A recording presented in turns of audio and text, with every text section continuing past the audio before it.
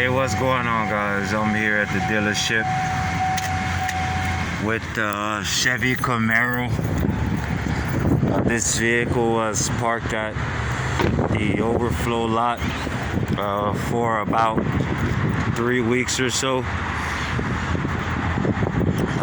for a cool down period, during which time all of the paperwork was transferred back over to the dealership to reclaim ownership of the vehicle, and that way it permits us to make alterations to the vehicle, and ultimately it gives us permission to resell the vehicle.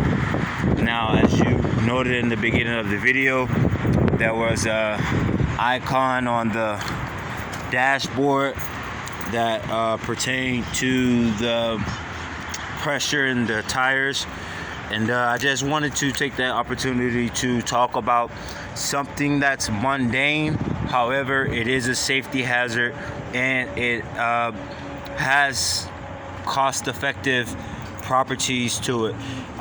Each vehicle has a certain miles per gallon clause to it, whether it be 13 miles per gallon, 20 miles per gallon, or 21 miles per gallon. And something that plays a major part in the miles per gallon clause of a vehicle is the tire inflation. If the tires are underinflated, you're not going to optimize on the miles per gallon allotted to the vehicle. So if your car is supposed to get 23 miles to the gallon and your tires are underinflated, then you may get 19 miles to the gallon, and that's something that ultimately is going to cost you money. On another note, it's a safety hazard as well. When your tires are underinflated, it's very difficult to avoid obstacles on the road. Let's say if an accident takes place, you need your tires properly inflated in order to swerve around that accident without causing damage to your own vehicle. So again, it's something that's mundane, but it has very important properties, and it saves you money, and it's a safety hazard. So if you're like me, you grew up riding bicycles and various other go-karts and things like that, of that nature, that require the tires to be inflated. And if you were like me, I didn't have time to sit and read the description of the tire or read into the specifications of the tire. What I did was I put enough air into the tire until it looked as if it was inflated, or until it felt inflated. So for lack of better words, I eyeballed it. I inflated it until it looked inflated. Now, when it comes to vehicle specifications, you can't eyeball. Well, it's not recommended that you eyeball. It's not recommended that you eyeball the inflation specifications on the automobile tire, because the load capacity is greater and the potential for danger is also greater. Now, on the vehicle, the tire specifications and the max load pressure is located on the tire. It only takes a quick glance to go ahead and look at. On this particular tire, it's 49 psi's. Now, each tire design on the vehicle and also the type of vehicle plays a part in the amount, the psi's allotted to that particular tire. Also, something to note is when you have low profile tires, this tire, as you saw on the dashboard, this tire is actually flat. But when you have low profile tires, most people overlook the lack of air in this tire and would actually and would misrepresent a flat tire as a part of the design of the low profile combination of the rim and tire here. So because this tire is a low profile tire, doesn't mean that this tire is supposed to be this low to the ground. So again, it goes back to the importance of reading the specifications on the tire, it doesn't take a lot to just go ahead and look at it. It's a number and it's right there. Now, I could understand if you woke up in the morning and like many people do today, as long as the car starts, they would automatically presume that every aspect of the vehicle is functioning properly. But let's just think, for example, you wake up in the morning, you start your car, you begin to drive down the road, and then you hear the clunking sound of a flat tire. You pull into the nearest gas station, and the tire inflator there doesn't have a gauge on it, so you don't know the amount of psi's you're putting into the tire, or let's just say your tire specification isn't listed as well. So you are basically forced to eyeball the tire inflation at that point. But if you do have the means or the proper equipment to properly inflate the tire, take the extra moment or what have you to do it to the specification. I don't know where my handheld gauge is. You can go to any automotive parts store and get a tire gauge. It looks like a pen.